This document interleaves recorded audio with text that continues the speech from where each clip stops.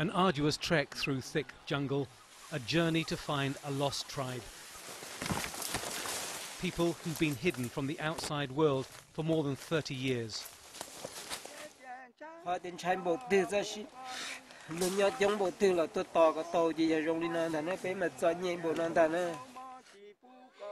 Too scared to leave the jungle, but too afraid to stay, people on their knees.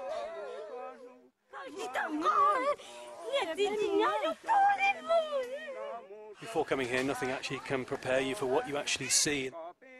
They are Hmong, part of America's secret army in the Vietnam War.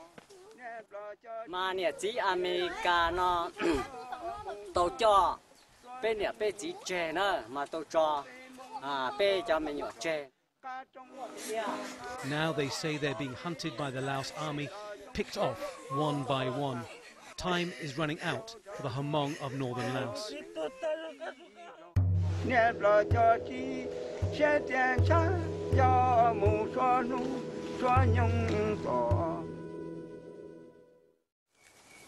The dead of night and a rendezvous on the fringe of Asia's densest jungles. These are my guides. They are Hmong, a rugged, tough people used to harsh conditions, but a people living in fear. When we talk, we whisper. When we walk, we try not to create noise, and we try to avoid the danger. The danger is posed by the Laos army. They are everywhere, the Hmong told me, and ambushes are common. It's about midnight now. We've been walking for about 3 hours up this huge hill, always upwards, upwards. It's a torturous route for somebody like me, but for these young Hmong fighters, it's a normal walk in the jungle, and the sort of care they have to take to avoid the Laos army. A few welcome hours of sleep beneath the dense canopy, awaking to the chill of an early morning in the highland jungle of northern Laos. Breakfast was a kind of yam, a staple diet for the Hmong, but something I would come to dread in the coming days. After 2.5 days of tough trekking, we reached the outskirts of the village and a quite unbelievable welcome. Nice to meet you. I'm Tony from Al Jazeera. I am Good. I am fine. Thank you. I was the first outsider anyone had seen for 32 years. For some, it was the first time ever. I didn't know it then, but my visit had taken on a significance I wasn't prepared for. They called me father and gave me a deep respect as someone who could somehow end their plight, give them a new beginning, and for the first time in a long while, give them hope.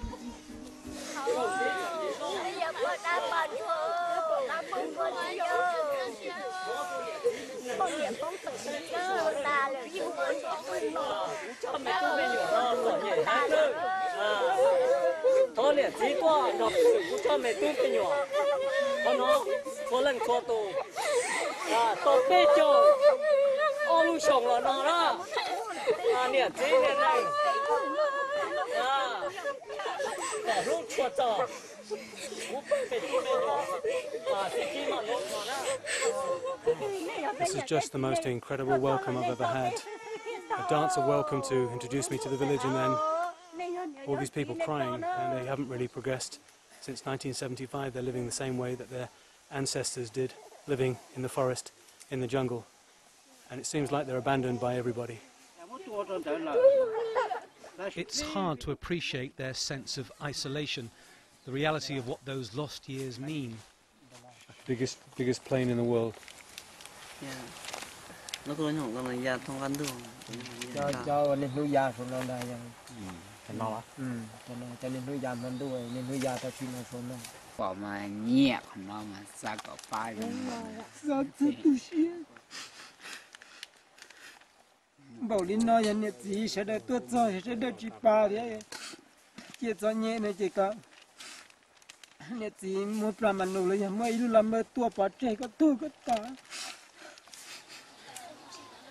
You don't have to be in this village very long to understand why there is such a sense of desperation.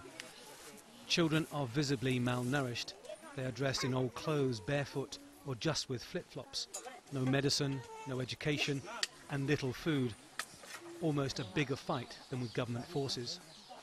Before coming here, nothing actually can prepare you for what you actually see, and that's the really depressing scene. People living on the lowest level of the human ladder, and you look around and you can't see much prospect for improvement. The emotion of these people, they've really come to the end of the line. They believe that if nobody helps them, it is really the end of the line and the end of the Hmong. Something like 580,000 people, Hmong, have died in the last 32 years, they claim. And if it doesn't get a solution, this problem, they reckon that all of the Hmong are going to die here in the jungle. The area is close to the Vietnam border, and where the Vietnamese communists had their supply lines, it was called the Ho Chi Minh Trail. 60,000 Hmong were recruited by America as part of the CIA's so-called secret army to fight the Viet Cong. But the fight against the Laos communist forces has continued long after the Vietnam War. Today, 155 people live in the community, most of them born after 1975. Vang Chu Chi is the leader of the 7,000 Hmong who he says remain in the jungle. 32 years ago, he was chief of 18,000. Most, he claims, have been killed. People increasingly look to him for a solution to their plight. The leader looks to me.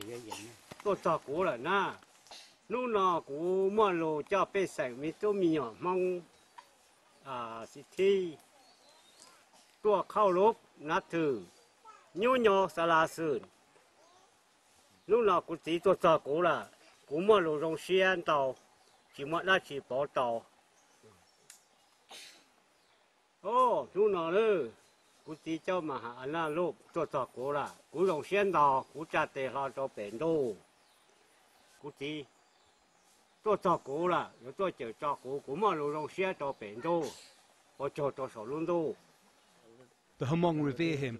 As animists, they worship the land, the air, nature. Incense is used as a means to communicate with their gods.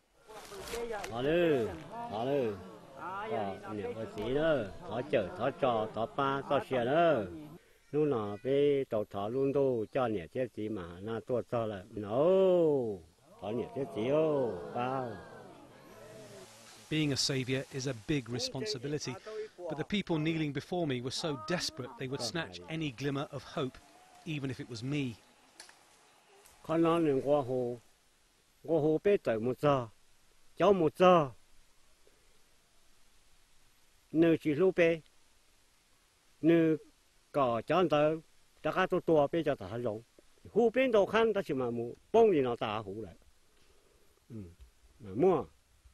Well, it's a really strange situation at the moment. I was interviewing the leader, and then suddenly he declared that I was formally being taken hostage until the United Nations could resolve their problem here.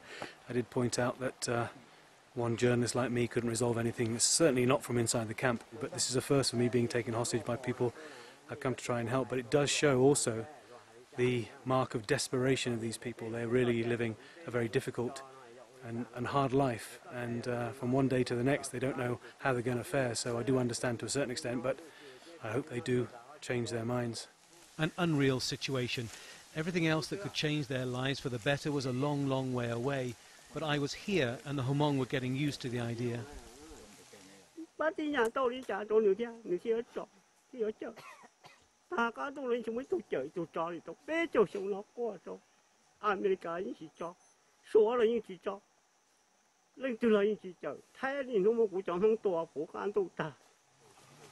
People have been scarred mentally by their experiences. Everyone has been touched. Everyone seems to have lost family, or killed, they say, by the Laos army. Last year, the leader told me 54 of his people were murdered by the military, and there are physical scars as well. Chasio, 72, he claims 10 children and his wife were killed by the army, and then he stepped on a mine planted on a route villagers took to get food.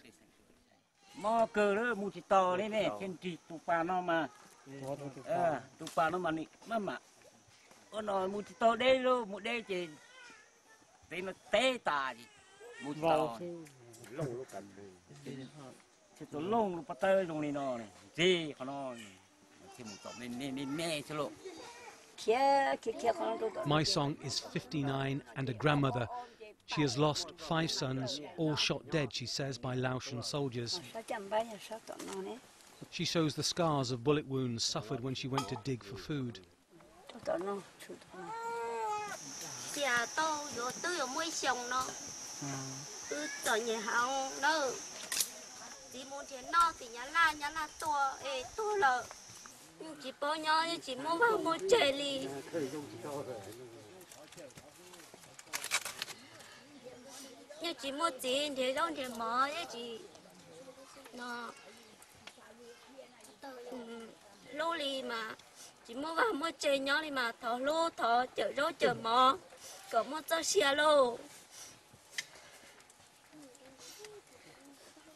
This is the food that people survive on here.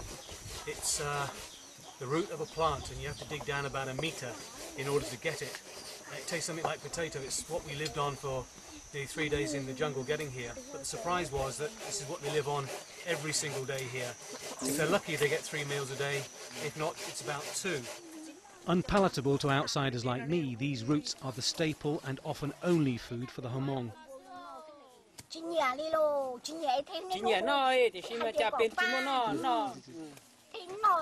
She doesn't like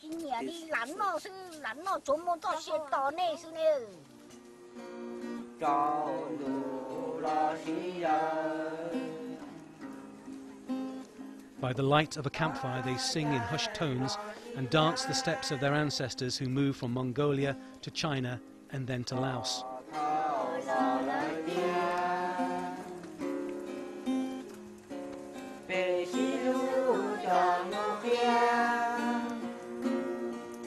They try to retain what little culture they can and scrape by in a harsh environment that is now their world, one that with every generation is slowly ebbing away.